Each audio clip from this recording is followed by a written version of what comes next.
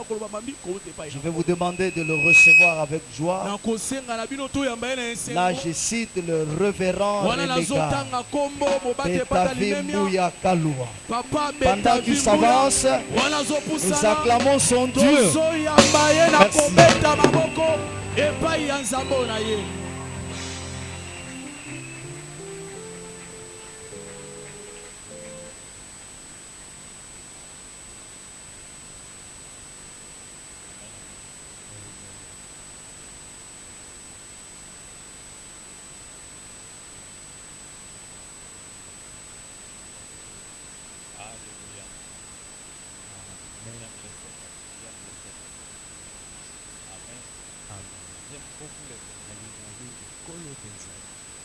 Et un rassemblement comme celui-ci pour moi, c'est comme un jour de grande fête.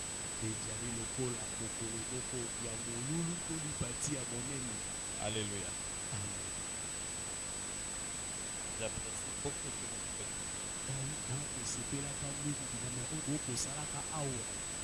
Pour chercher la face de Dieu et la croissance.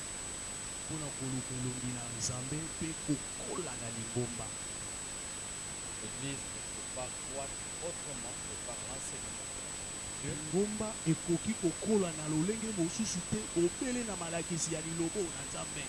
Par beaucoup de prières. Beaucoup de prières. C'est combien de minutes? 1 heure. Alléluia. C'est à 19h20.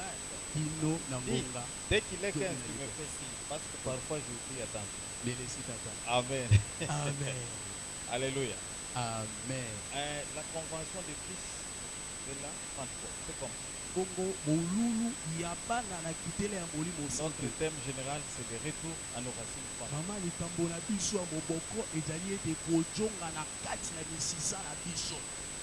Je viens d'une très grande tournée dans le nord de dans le sud-ouest. Presque 2000 km aller-retour. Et partout où je suis passé, j'ai organisé des réunions comme ça. Je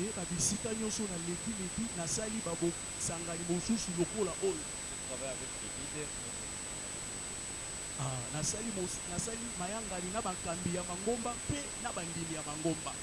Quand je trouve encore un rassemblement comme celui-ci, je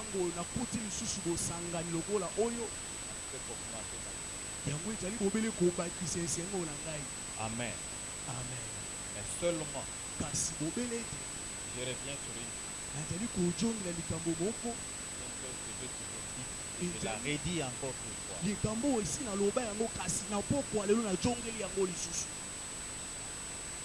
Il faut éviter d'apprendre, d'enseigner pour enseigner.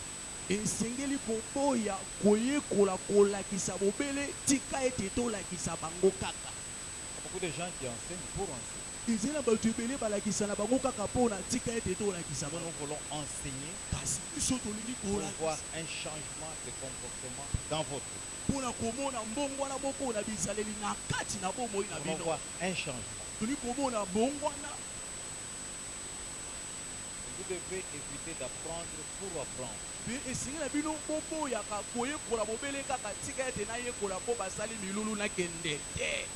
Jacques dit, ne soyez pas des auteurs oublieux.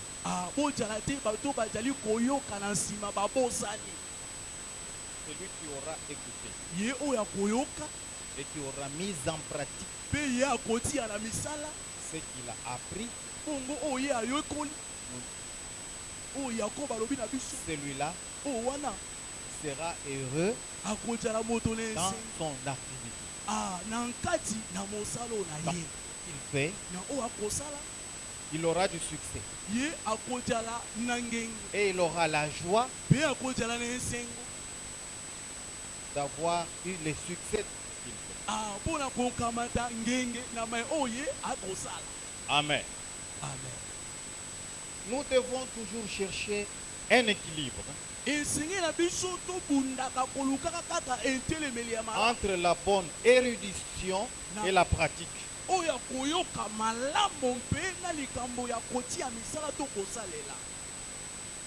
Cherchez à éviter l'erreur de plusieurs communautés, de plusieurs églises locales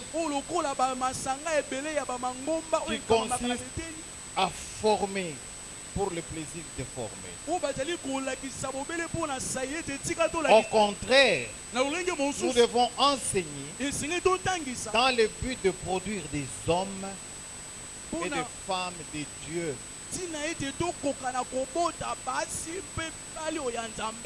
capables d'exercer efficacement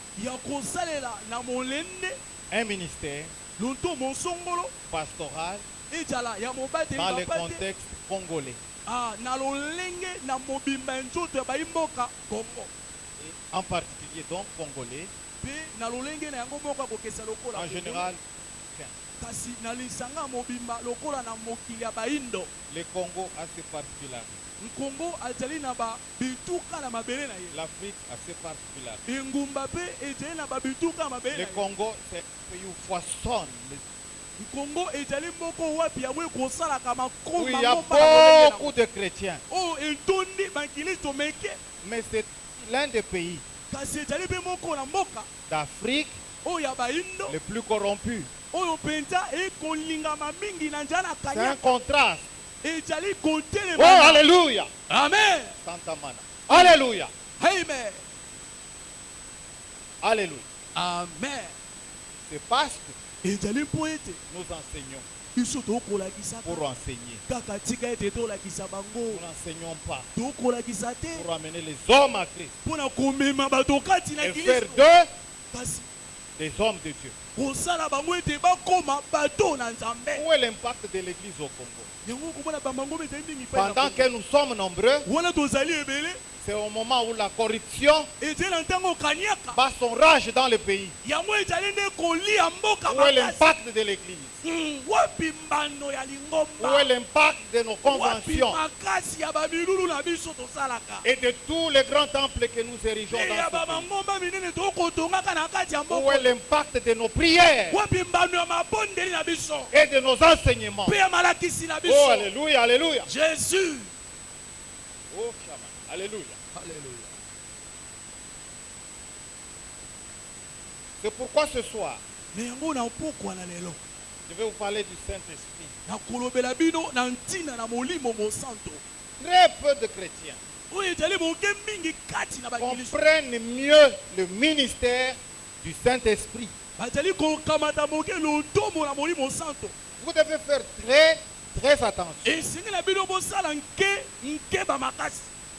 par rapport au Saint-Esprit.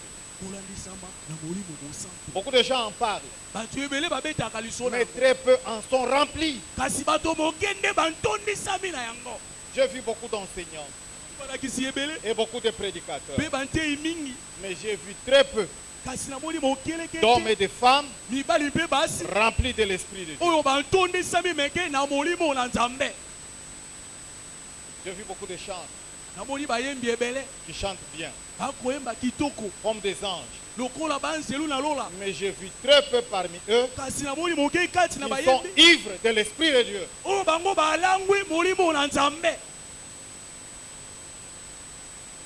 Amen. Amen. J'ai aimé ce que le pasteur a dit la fois passée. Je vais essayer de répéter, mais pas très fidèlement, peut-être pas dans ce mot. Il a parlé du Saint-Esprit. Il a dit le seul moment où le Saint-Esprit devait être libéré, c'est lorsque le Seigneur a quitté la terre et qu'il s'est assis à la droite de Dieu le Père. La Bible dit il a reçu du Père le Saint-Esprit promis. Oh, alléluia, alléluia. Et il a répandu comme vous le voyez et comme vous l'entendez. Jésus a beaucoup parlé du Saint-Esprit. Et il a dit à ses disciples, il vous est avantagé que je m'en aille. Parce que si je ne m'en vais pas, le Paraclet, le Consolateur ne viendra pas. Oh, alléluia.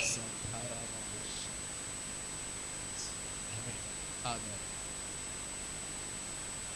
Pourquoi est-ce qu'il a beaucoup insisté sur le Saint-Esprit?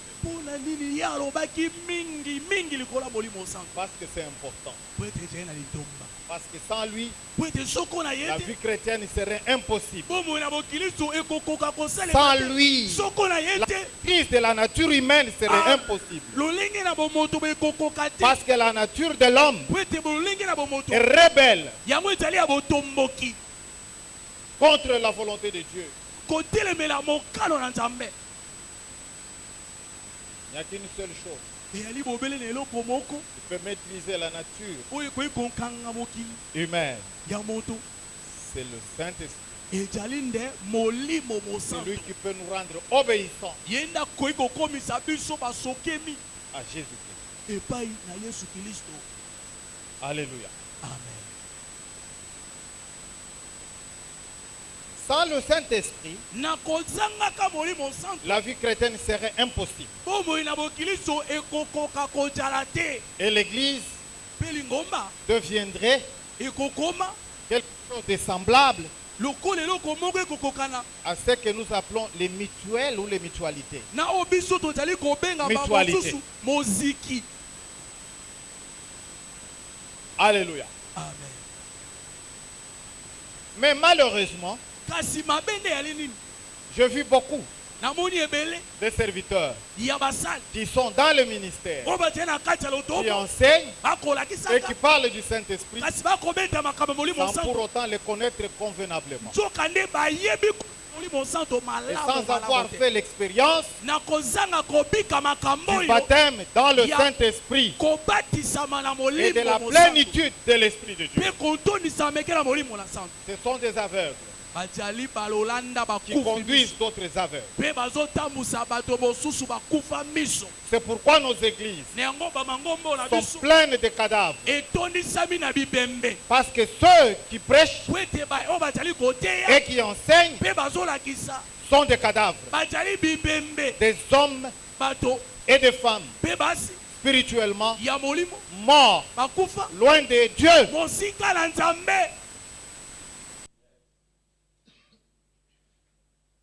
Quand il viendra, il vous conduira dans toute la vérité.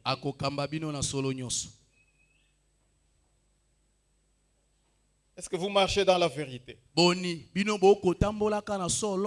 Très peu marchent dans la vérité. Si tous ont marché dans la vérité, l'Église aurait très peu de problèmes.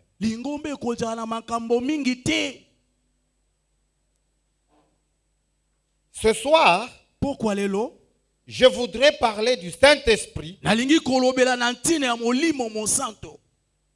pour vous amener à le désirer, à le chercher, afin qu'il vienne révolutionner votre vie. Il y en a qui sont fatigués quand on parle du Saint-Esprit. Si vous ne lui ouvrez pas les chemins, il ne viendra jamais vous utiliser. Je vous le dis. Il ne viendra pas vous utiliser. Il ne force pas les gens. L'un des symboles du Saint-Esprit dans la Bible est le feu. Je vais parler du Saint-Esprit comme une flamme. Il y a beaucoup de symboles du Saint-Esprit. Mais ce soir, je vais développer un symbole. Le feu. Le feu purifie. Il embrase. Il chauffe tout ce qui entre en contact avec lui. Et là où il y a le feu, il y a la vie. Il y a l'espoir. Parce que le feu est là. Il fait du bien. Il fait du bien lorsqu'il fait froid. Sans lui, vous ne pouvez pas prendre une tasse de café chaud. Alléluia. Amen. Sans lui, vous ne pouvez pas chasser le froid. En réalité, la venue du Saint-Esprit dans la vie d'une personne devrait avoir les mêmes effets que celui d'un feu. Un feu naturel.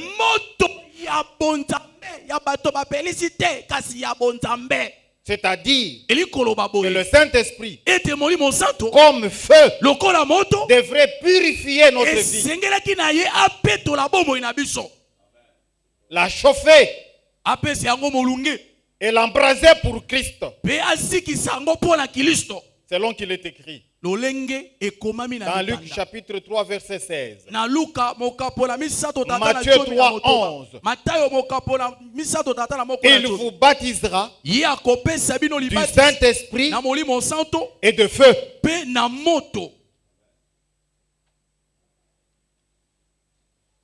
Le désir de notre Seigneur est que tous les ministères enflammés du Saint-Esprit soient actifs dans notre vie. Suivez-moi bien, les pasteurs. Suivez-moi très très bien. Dieu n'a pas laissé son église orpheline. Il a laissé une personne, le Saint-Esprit, qui prend soin de l'église, qui la protège, qui fait son expansion et qui la sponsorise, qui la conduit, qui la guide, qui la dirige. C'est le Saint-Esprit. Sans lui, vous ne saurez pas conduire le peuple de Dieu. Où Dieu veut le voir. Vous allez les conduire en brousse. Amen. Amen. Oh, alléluia. Amen. L'exemple de Jésus-Christ doit beaucoup nous enseigner. J'ai aimé ce que vous avez enseigné hier. Jésus-Christ détermine notre identité. Et moi, tous ces jours, Dieu m'a appris quelque chose de très spécial. Jésus-Christ, c'est le modèle de l'église. Et le modèle par excellence. C'est lui que nous devons enseigner tous les jours à nos membres, aux serviteurs, à l'imiter et à les suivre comme modèle par excellence. Parce que tous ceux qui sont venus avant lui étaient des serviteurs, des hommes nés de femmes, mortels et pécheurs. Lui est venu comme fils de Dieu et comme Dieu. Son caractère est unique. Il était saint parce qu'il n'est pas né selon la volonté des hommes, mais bien par la vertu du Saint-Esprit. C'est pourquoi l'ange a dit à sa mère, le saint enfant, il était saint parce que son sang n'était pas le sang d'un homme. Il est mortel. Lui, il a une vie qui n'a pas de fin. Il était saint. La Bible dit, il nous fallait un souverain sacrificateur comme lui. Saint, saint, saint. Séparé des autres. Saint, saint, saint. Oh, alléluia. Alléluia. Il a un caractère unique. C'est notre modèle par excellence. Nous devons calquer notre vie sur sa vie. Notre ministère sur son ministère. Et tout ministère qui n'emboîte pas les pas à celui de Jésus-Christ est en dehors des standards divins. Paul dit dans 1 Corinthiens chapitre 11, si soyez mes imitateurs, comme moi-même je le suis de Christ. Alléluia. Amen. Le zèle que cet homme possédait pour l'œuvre de son père était comme un feu, comme une flamme que personne ou rien n'a pu éteindre. Il avait une volonté brûlante d'accomplir la volonté de son père, même au prix de sa propre vie. Dans Jean chapitre 4, verset 34, alors qu'il avait faim, et qu'il avait envoyé ses disciples dans la ville de Samarie pour chercher quelque chose à manger, il dit, ma nourriture est de faire la volonté de celui qui m'a envoyé et d'accomplir son œuvre. Il avait un zèle terrible, spécial, que beaucoup d'hommes ne peuvent pas développer. Il avait une volonté, un désir brûlant de rester fidèle à la volonté de son père. Et ces zèles-là qu'il avait étaient semblables à un feu que même des océans ne pouvaient pas éteindre. Oh, alléluia. Amen. Amen. Amen. Qu'est-ce qui motivait sa vie? Qu'est-ce qui motivait sa volonté? Ou en d'autres termes, d'où lui venaient ses ailes? C'est parce qu'il avait reçu l'Esprit sans mesure. Ça, c'était le secret de notre Seigneur Jésus-Christ. Alléluia. Amen. Alléluia. Amen. Alléluia. Alléluia. Amen. Et cet esprit avait enflammé son cœur.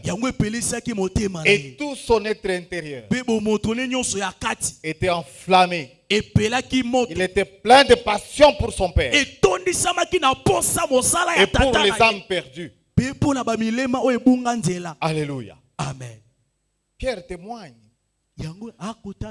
Il parle de Jésus dans Actes chapitre 10, verset 38. Dans la maison de Corneille, il dit, vous savez comment Dieu a oint Jésus-Christ de force et d'Esprit Saint. C'est pourquoi il allait de lieu en lieu, faisant le bien, délivrant tous ceux qui étaient sous l'emprise du diable. Parce que Dieu, le Saint-Esprit, était avec lui. Et ça, c'était le secret de Jésus-Christ. Amen. Amen. Nous avons beaucoup de serviteurs froids. D'autres sont tièdes. Ni chaud ni froid. Que dit la Bible à l'égard des hommes comme ça? Jésus dit, je vous vomirai.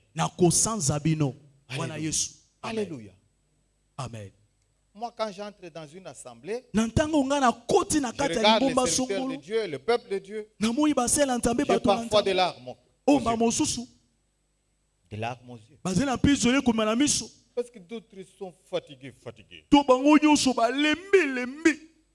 Ils sont dans l'église. Comme s'ils étaient dans une maison de deuil. Alors que David dit, je suis dans la joie. Lorsqu'on me dit, allons dans la maison de l'Éternel.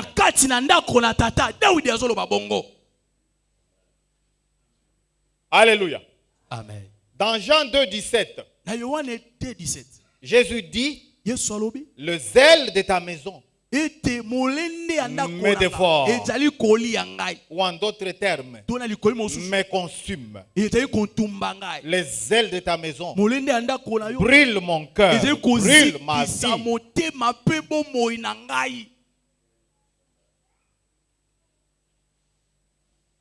La puissance dans l'église primitive,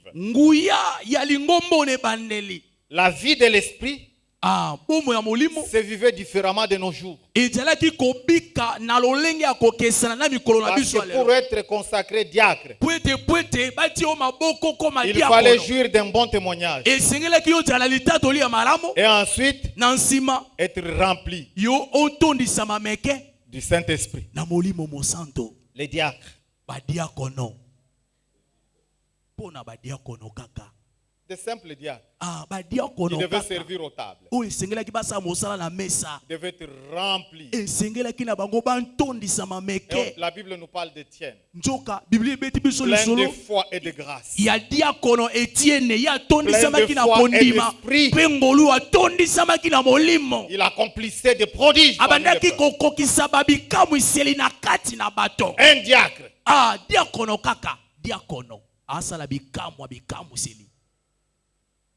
Aujourd'hui, nous avons des révérends pasteurs qui ne peuvent pas chasser même les tout plus petits de tous les démons dans la hiérarchie de Satan.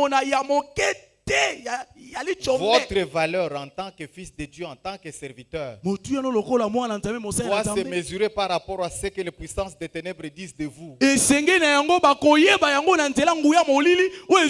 Satan ne vous trouve pas dangereux pour son royaume, c'est que vous ne valez rien. Les démons qui étaient dans cet homme-là, que les enfants de Séva sont allés tenter de délivrer. Ils ont dit à ces enfants, mais Paul, Jésus que Paul prêche, nous le connaissons. Il est le Fils de Dieu. Il est le prince des esprits. Et Paul, nous le connaissons. C'est un homme dangereux. Alléluia. Amen. Dangereux, très dangereux. Si vous le rencontrez sur son chemin, il ne va pas vous laisser dans la personne que vous occupez, dans la personne que vous possédez. Paul, nous le connaissons.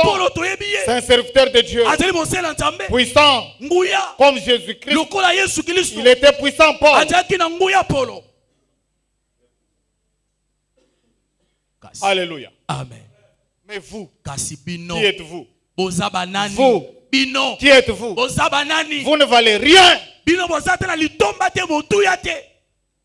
Et sur les champs, cet homme, avec cette légion de démons, a sauté sur ces hommes. Il les frappe, il les affre jusqu'à les déshabiller. Et ils ont tous fui.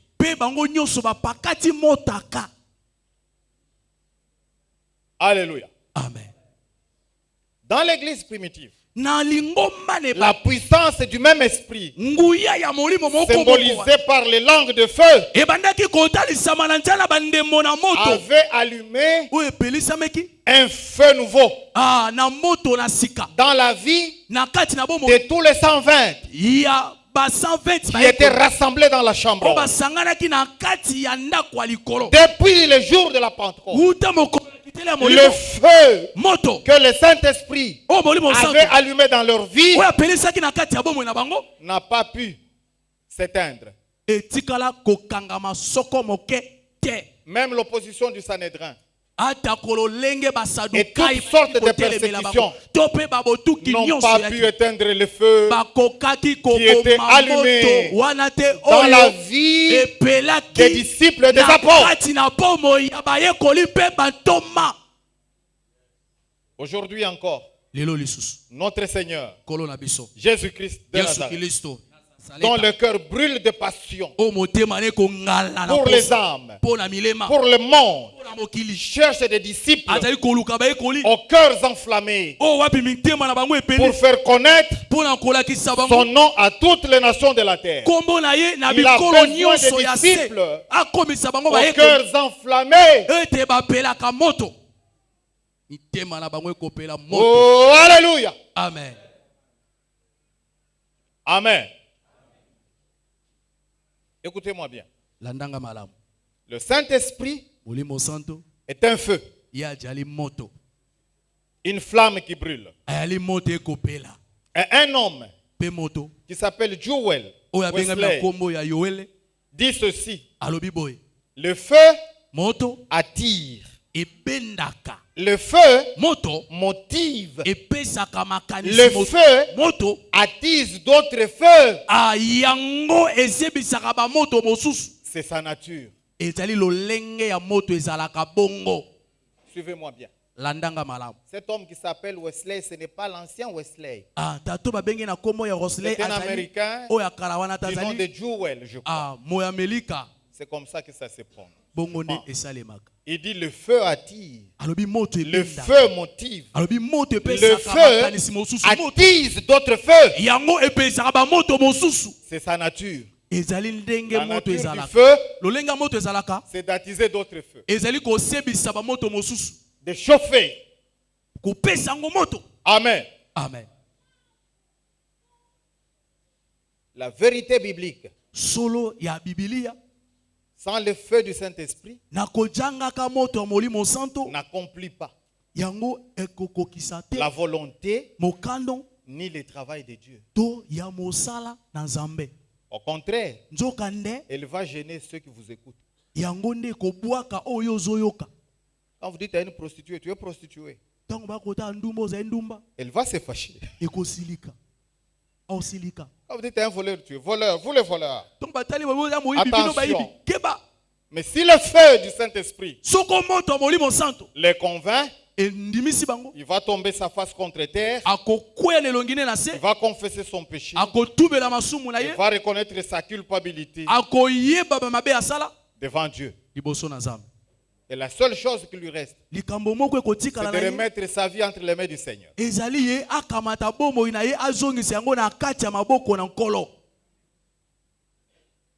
Lorsque vous regardez et analysez bien la prédication de Pierre, elle n'est pas fantastique. Elle n'a pas beaucoup de notions de théologie, beaucoup de démonstrations et de spéculations. Il a dit des choses simples. Mais la Bible dit qu'après l'avoir entendu, ils avaient le cœur vivement touché. Vivement touché. Ils avaient le cœur vivement touché. Qui avait touché vivement leur cœur? Le Saint-Esprit de Dieu. Parce que Pierre était sous la flamme du Saint-Esprit, était sous le feu du Saint-Esprit. Et ses paroles, c'était des paroles lointaines. Elles sont sorties sous le feu, la puissance du Saint-Esprit. Ils avaient le cœur vivement touché. Et ils lui ont dit: frère, que devons-nous faire? Répondez-vous. Et que chacun se fasse baptiser afin que vous puissiez recevoir les dons. Et 3000 hommes ce soir-là, ou ce matin-là, moi je ne sais pas, sont venus à Christ. 3000. Aujourd'hui, nous parlons beaucoup pour gagner 3 âmes. Nous suons et suons. Parce que nous utilisons la houe. Et nous avons négligé les tracteurs. C'est lui qui travaille sous la puissance du Saint-Esprit. Et comme un homme qui laboure avec un grand tracteur de 250 chevaux vapeur. Il peut faire des hectares et des hectares. Mais celui qui n'a qu'une seule houe pour labourer ne fût-ce que 10 hectares, ce sera la mer à boire. Saint-Esprit, c'est un tracteur. Selon le plan de Dieu, le royaume de Dieu ne peut avancer à pas de géant que par un ministère conduit, dirigé et oint par l'Esprit de Dieu.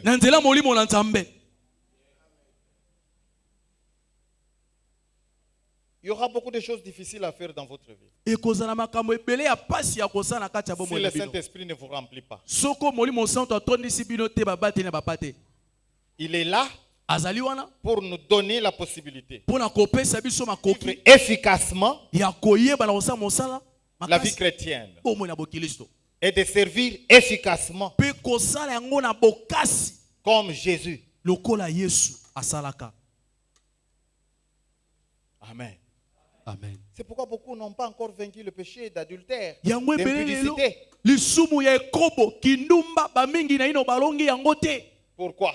Le péché est puissant. C'est quelque chose que vous ne pouvez pas vaincre avec vos capacités humaines. Notre ressource se trouve dans la personne de Christ. S'il nous remplit de sa vie et de son esprit, nous vaincrons Satan, nous vaincrons les démons, nous vaincrons les péchés, nous vaincrons la mort.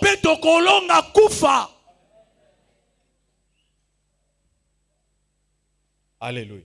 Amen. Nous avons Jésus, nous avons Emmanuel, nous avons sa puissance, nous avons son pouvoir, nous vaincrons Satan, nous vaincrons les démons, démons, nous vaincrons les les sorciers par le nom de Jésus. Jésus. Chantons-les. Alléluia, Oh, alléluia. allez, Alléluia. allez, Alléluia. Allez, alléluia. C'est ça. Il a reçu du Père le Saint-Esprit qui avait été promis. Et il a répandu le jour de la Pentecôte. Et Pierre dit, la promesse est pour vous, pour vos enfants, et pour tous ceux qui sont loin, en aussi grand nombre que le Seigneur notre Dieu les appelle. La promesse est pour vous ce soir, pour vos enfants, et pour tous ceux qui sont loin. Gloire à Dieu. Merci Jésus. Alléluia. Amen. Le monde moderne dans lequel nous vivons est un monde plein d'incrédulité et d'indifférence. Le péché pullule ces derniers temps. Il est dans notre chair d'abord, ça vous le savez. Mais pendant ce temps, avec le développement du téléphone, de l'Internet, le péché est à la portée de tout le monde. Oui. Parce qu'avec votre téléphone, vous pouvez admirer des femmes et des hommes nus. Vous trouverez les gays sur le téléphone. Des homosexuels de tout genre. Des lesbiennes, la magie, la sorcellerie, les horoscopes. Toutes ces choses sont disponibles sur votre téléphone. Et vous l'avez dans votre poche, le téléphone. Il est là. Et nos enfants sont là tous les jours. J'ai chatté avec le verbe chatter. Non, je suis en train de chatter. Vous chattez pas.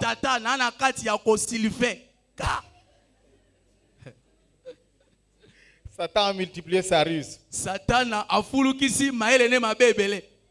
Il y a des sites de célibataires. Même maintenant, si vous cliquez là-bas, on va vous donner les sites en grande quantité. Où les célibataires ne font qu'attendre. Et avec Skype, vous pouvez parler avec Skype.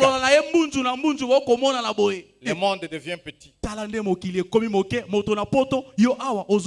Et le péché qui est au loin est rapproché. Il est tout près de vous, dans votre poche et dans votre maison. Comment allez-vous vaincre? Comment allez-vous rester debout et marcher tête haute jusqu'à la fin si le Saint-Esprit ne révolutionne pas votre vie? Lorsque le Saint-Esprit vient, il fait comme un lavage de cerveau. Parce que la société dans laquelle nous grandissons, l'école et notre environnement nous impactent et nous donne une certaine vision du monde. Cette vision du monde n'est pas forcément la vision du monde selon Dieu. C'est lorsque le Saint-Esprit vient, il fait un lavage et il installe notre programme. Il nous donne une autre façon de voir le monde et de le comprendre. Et il nous donne un comportement conséquent par rapport à la nouvelle vision qui vient de la parole de Dieu. Oh, alléluia. Merci, papa. Lorsque vous achetez un ordinateur qui vient de la Russie, il est programmé en russe. Il a des écrits que vous ne pouvez pas lire. Il faut mettre un programme en français ou dans la langue que vous pouvez comprendre. Et pour cela, il faut commencer par raser le programme qui existe dans la machine. Sans le Saint-Esprit, vous aurez une vision biaisée du monde. Vous allez accorder de l'importance aux choses que la parole de Dieu trouve inutiles. Pourquoi Paul dit, quand la grâce est venue vers moi, elle n'a pas été inutile. Elle n'a pas été j'ai travaillé plus que tous ceux qui m'ont précédé. Pas moi en réalité, mais la grâce de Dieu qui est avec moi. J'ai été crucifié avec Christ et ressuscité avec lui. De telle façon que maintenant, moi Paul, ce n'est plus moi qui vis. Ce n'est plus l'ancien Paul. C'est Christ qui vit en moi. Ma vie actuelle dans cette chair, je la vis dans la communion au Fils de Dieu qui m'a aimé et qui s'est livré lui-même pour moi. Et tout ce que j'ai considéré comme des avantages, je les considère maintenant comme de la boue à cause de l'excellence de la connaissance de Jésus-Christ.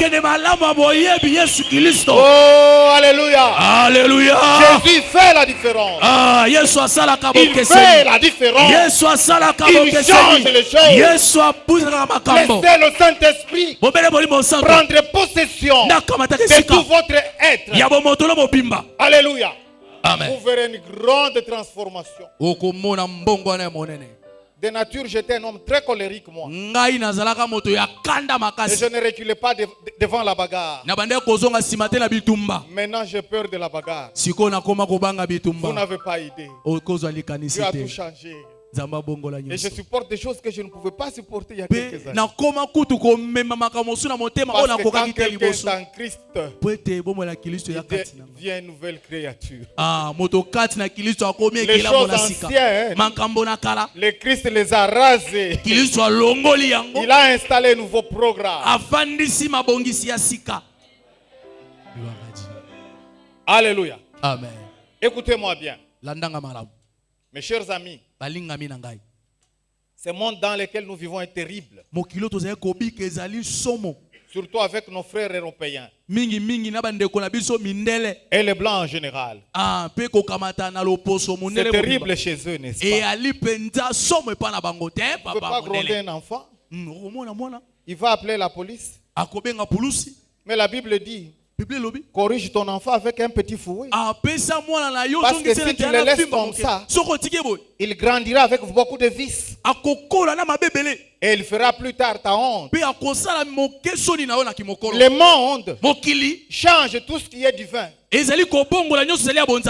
Dit non, non, non, non. Il ne faut pas gronder les enfants. C'est les traumatiser. Non, donnez aux homosexuels le droit de vivre tranquillement leur homosexualité. C'est un penchant naturel. La Bible dit l'homme naturel est sauvage. Il ne peut pas faire la volonté de Dieu. C'est pourquoi le Saint-Esprit vient en nous et nous change.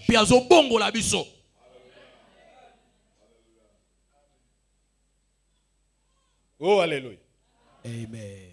Dans certains pays, les pasteurs vont échouer d'enseigner. Vous allez vouloir enseigner la vérité biblique. On vous dit c'est contre la constitution, la loi en vigueur. Mais vous traînez en justice. Ça, c'est la sagesse du monde. Et ça, c'est le diable. La Bible dit, résistez-lui. Résistez au diable. Résistez au diable. Et il fuira loin de vous. Beaucoup de chrétiens se laissent entraîner. Un jour, je disais à mon épouse, s'il était possible que Christ ne soit pas venu à cette époque et qu'il soit venu pendant cette époque de la mondialisation, j'allais être curieux d'être en vie pendant ce temps-là et de voir comment il allait combattre l'homosexualité et tous ces vices qui s'installent aujourd'hui dans le monde. Je crois que chaque jour, après ces enseignements, il devait être interpellé. Et toi tu enseignes ça. Tu ne sais pas que notre loi dit ceci. Malheureusement, il est venu à cette époque. C'était à cette époque. J'allais être curieux de voir comment elle allait se défendre. À cela ne tienne. La Bible dit, lorsqu'on vous appellera devant les magistrats et devant les autorités de ce monde, ne tremblez pas. Parce que le Saint-Esprit vous donnera des choses à dire sur le champ. Nous devons combattre l'homosexualité. Nous devons combattre tous ces vices ici. Alléluia. Ça, c'est notre devoir en tant que chrétien. Quel que soit ce que cela peut nous coûter. L'église de Dieu. Habitation de Dieu en esprit. Mettez-vous debout et combattez contre le diable.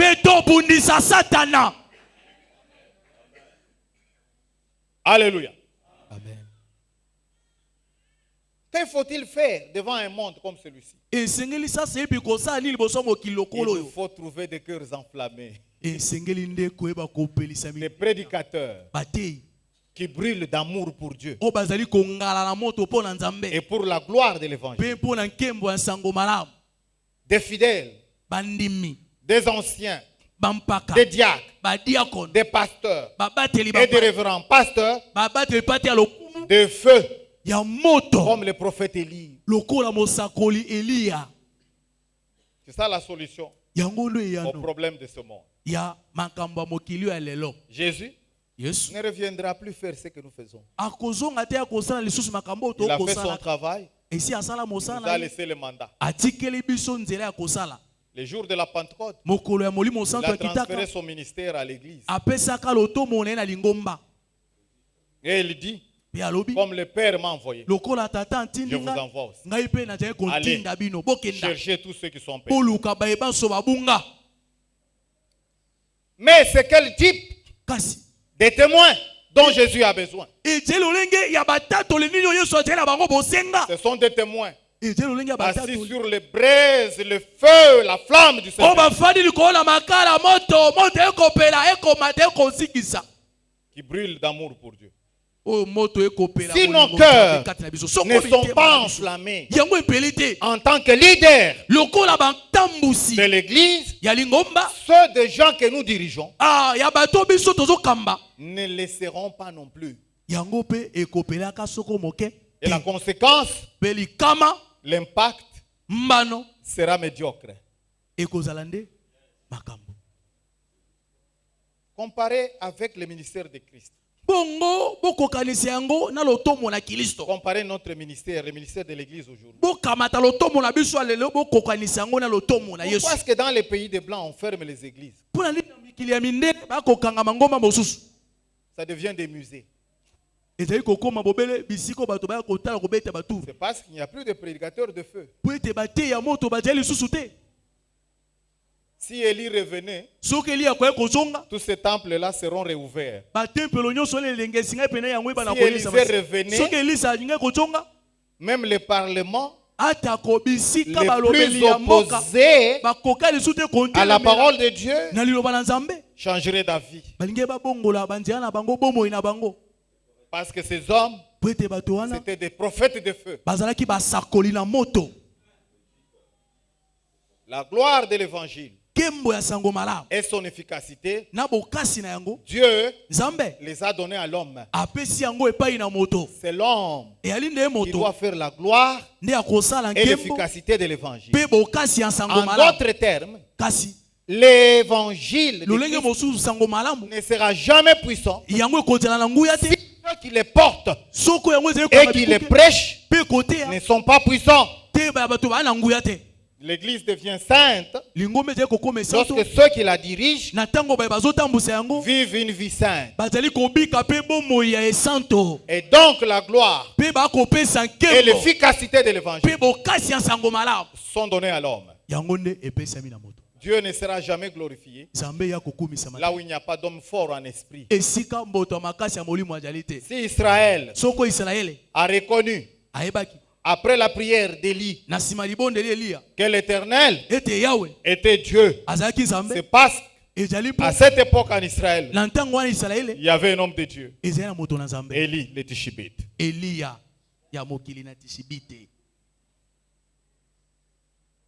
Amen.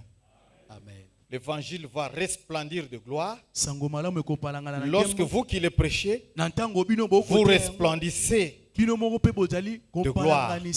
Lorsque vous brillez du feu du Saint-Esprit.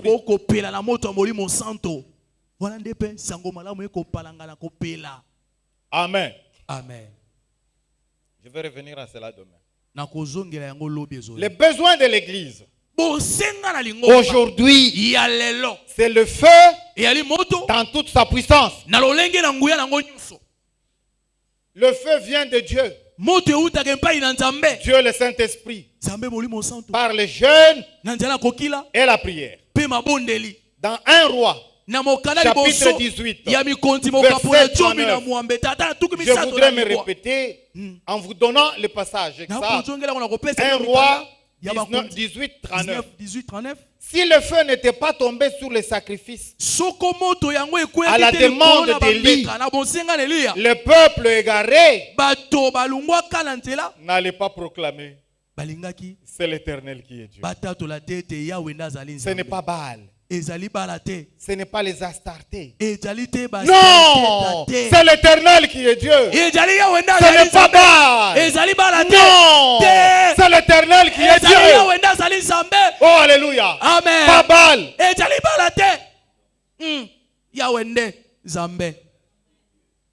C'est l'Éternel qui est Dieu.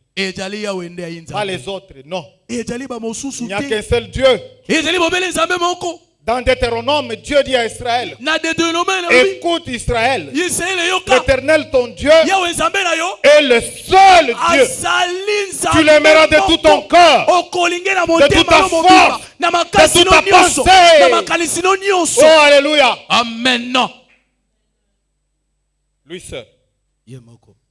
Parce qu'il est le Dieu de toute la terre. Tous les peuples de l'Ancien Testament avaient des petits dieux. Et c'était des dieux territoriaux, limités à leur territoire. Mais notre Dieu, c'est le Dieu de toute la terre. Non seulement de toute la terre, mais de tout le cosmos. Il y a des gens qui pensent que Dieu agit seulement sur la terre. Non. Et la lutte que nous avons contre le diable n'est pas de ce monde. Elle est cosmique. Elle a commencé dans des temps anciens. Pas sur cette terre.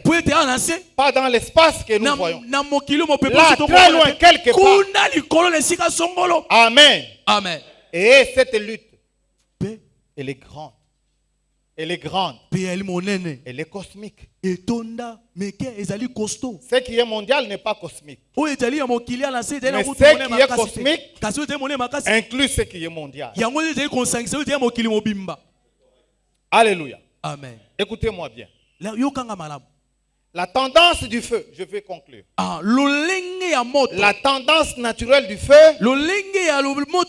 est de s'éteindre s'il n'est pas bien entretenu. Si nous n'obéissons pas à Dieu et à sa parole, dans tous les plus petits détails,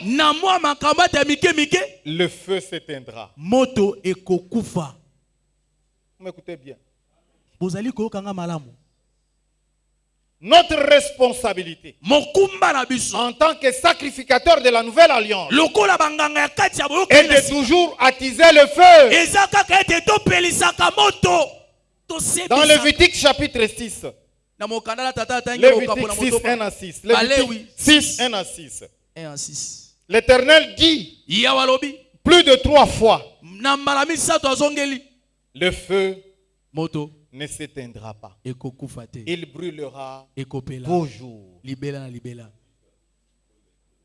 Et au verset 1, il est dit, l'Éternel dit à Moïse, donne cet ordre à Aaron et à ses enfants. C'est un ordre. Le feu pour les sacrificateurs. Le feu devait brûler tous les jours. Et il ne devait jamais s'éteindre. Il brûlera toujours. Il ne s'éteindra pas. Donne-leur cet ordre.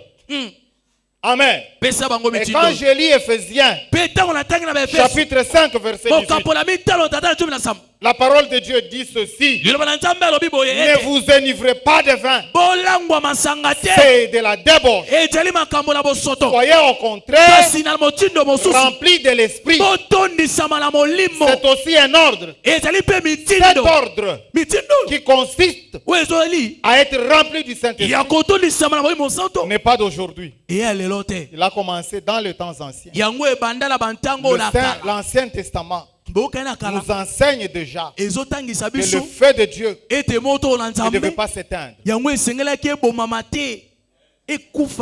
C'était un ordre.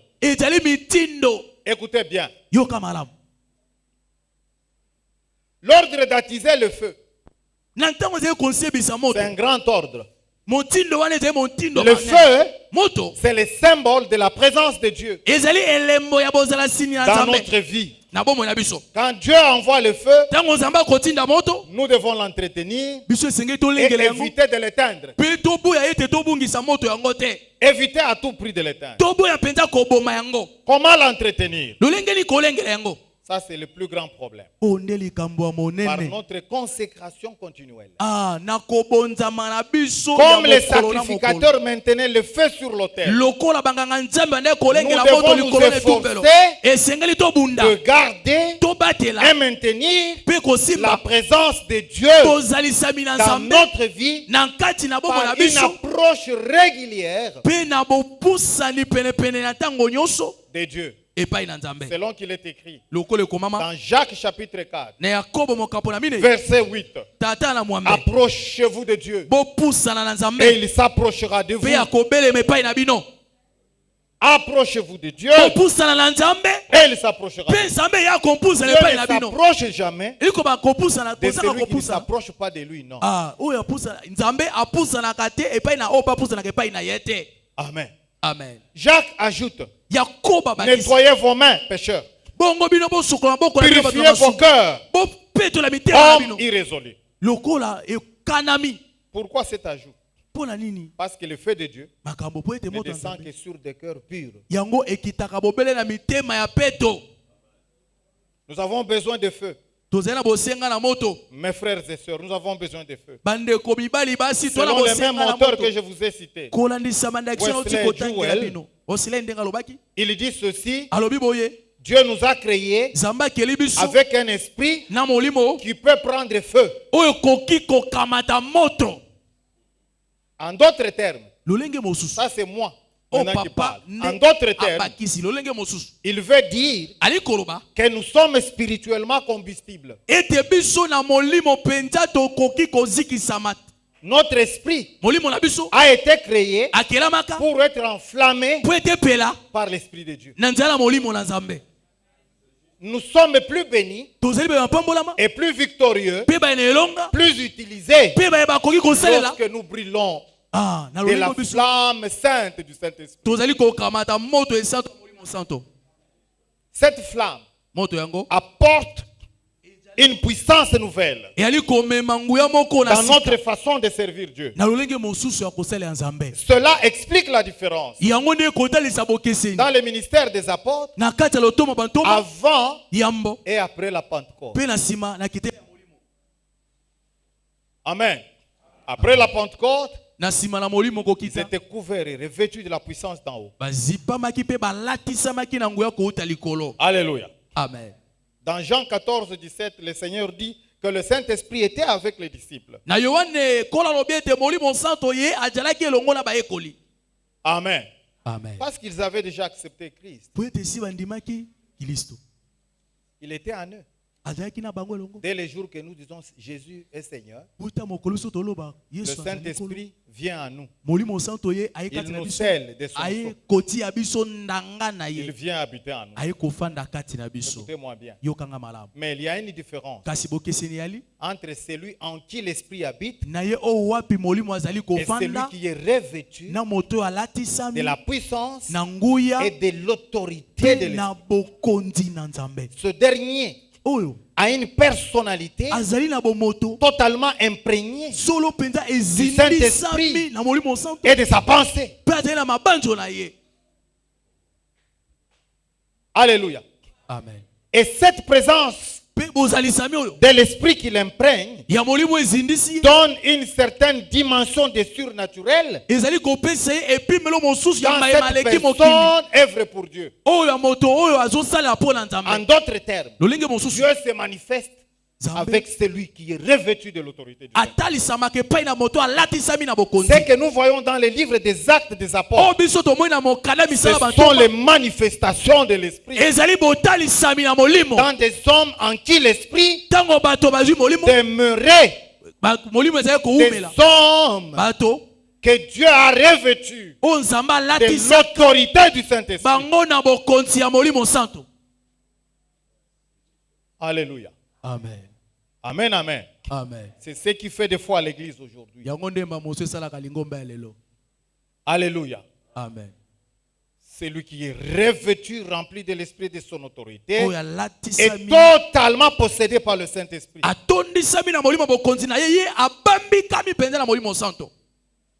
Sa personnalité est imprégnée de l'esprit de Dieu. Et dans ses prestations, il y a une dimension de puissance surnaturelle. Si Dieu se manifeste avec puissance dans notre ministère, son nom sera beaucoup glorifié. Et son évangile resplendira dans les ténèbres de la nuit. Je vais arrêter là-bas. Et nous allons continuer demain. Amen. Amen. Que Dieu bénisse sa parole. Amen, amen. Amen. Maintenant, écoutez-moi bien. Parce que vous voulez rentrer aux racines pentecôtistes. Vous devez mettre en pratique ce que vous apprenez. Si vous ne le mettez pas en pratique, vous allez apprendre en vain. Jésus a dit, maintenant que vous connaissez ces choses, vous êtes heureux pourvu que vous les mettiez en pratique. C'est là qu'il y a un problème. Ma femme et moi, nous avons lu le Seigneur Jésus dans Matthieu, où il dit, vous n'avez donc pas pu veiller avec moi 1 heure. Veillez et priez afin que vous ne puissiez pas tomber dans la tentation. Nous avons compris que le minimum, le strict minimum, pour un chrétien, c'est 1 heure de prière. Si un chrétien ne sait pas tenir pendant 1 heure seul dans la prière, ne peut pas vaincre les tentations. Encore moins, ne peut pas vaincre l'armée de Satan. Toutes ces petites prières que vous faites là, c'est pour entretenir un peu votre foi. Mais elles ne changeront rien. Si vous voulez changer l'état de cette église, votre vie, votre foyer, et même ces pays, si nous voulons que la corruption disparaisse, nous devons prier en conséquence. Pour déloger le diable de votre vie, vous devez consentir le prix à payer. Parce que Christ a prié 40 jours et 40 nuits. Et Moïse a fait 2 fois 40 jours ou 40 nuits. Et quand il les a fait pour la deuxième fois, étant revenu dans le village, ne sachant pas que son visage brillait, la gloire de Dieu brillait sur son visage, tout le monde a commencé à le fuir et à l'échapper, à le fuir. Après 80 jours, parce qu'il avait fait 42 fois. Mes chers amis, il y a un prix à payer. Chez nous, quand nous prions, c'est 1 heure. Sans chanter, sans toucher à ces histoires-là, nous prions 1 heure. Si nous commençons à 19h, c'est à 20h. Même à 20h05, qu'on peut entonner un cantique pour chauffer davantage la prière. Et nous allons jusqu'à 1h30. Parce que nous voulons changer la physionomie de l'église. Et depuis un temps, je fais prier l'église pendant 70 jours. Chaque jour que Dieu a créé. Problème. Elle a besoin de décoller. Depuis ce temps-là, les 70 jours et le 1 mois que je viens de passer en voyage, ça fait 100 jours. Je continue à prier pour un seul sujet. Le même sujet pour lequel je priais quand j'étais dans les 70 jours. Je continue à prier pour ça. Vous devez apprendre à prier jusqu'à l'exaucement. Le secret de la prière, c'est de prier régulièrement et longtemps. La puissance de Dieu, le feu de Dieu ne vient pas vite, mais il viendra. Vous devez apprendre à prier. Martin Luther disait, Luther, le réformateur, disait ceci: c'est lui qui a bien prié, a bien étudié. Il commençait sa journée à 4 heures du matin.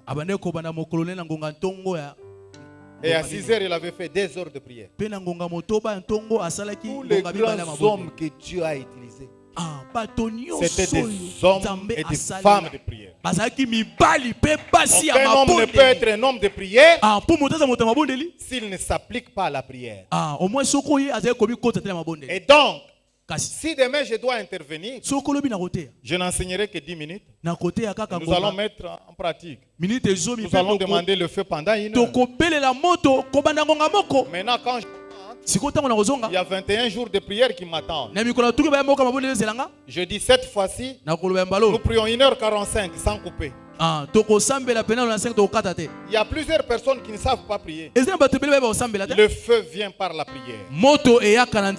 La visitation du Saint-Esprit par la prière. Et quand nous prions, je m'assois par terre. Et j'oublie. J'oublie.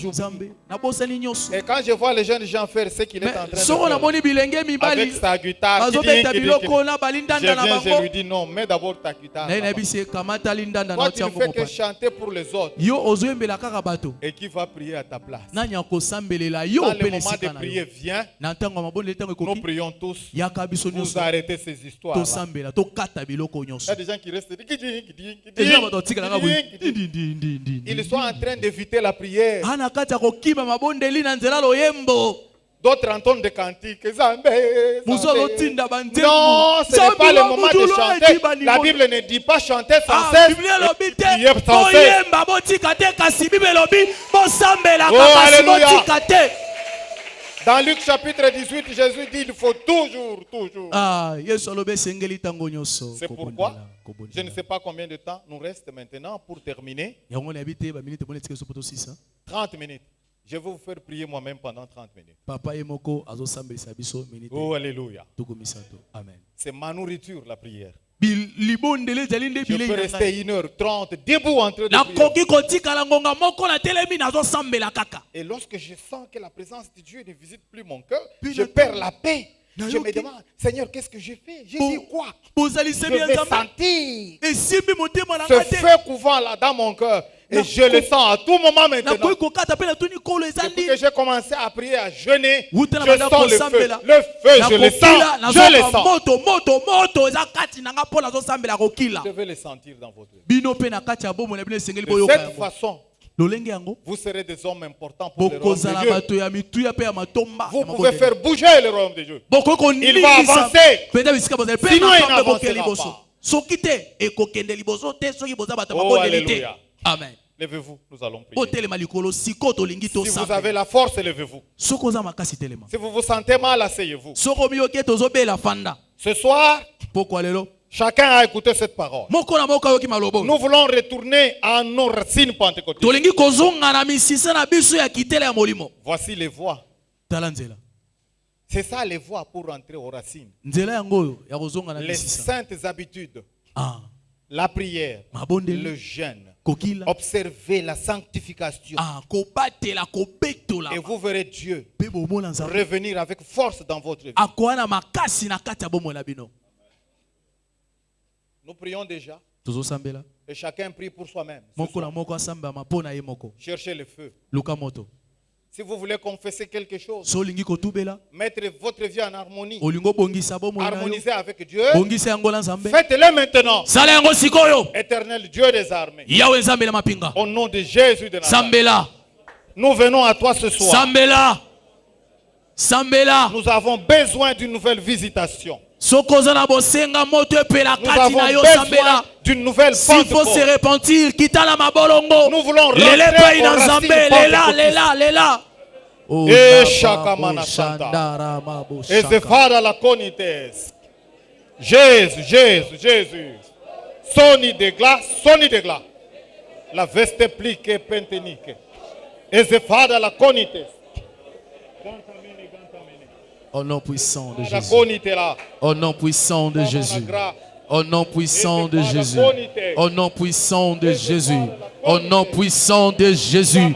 Au nom puissant de Jésus. Au nom puissant de Jésus. Au nom puissant de Jésus. Au nom puissant de Jésus. Seigneur, ce soir, nous avons besoin de toi. Yahweh Nazala Posala yo.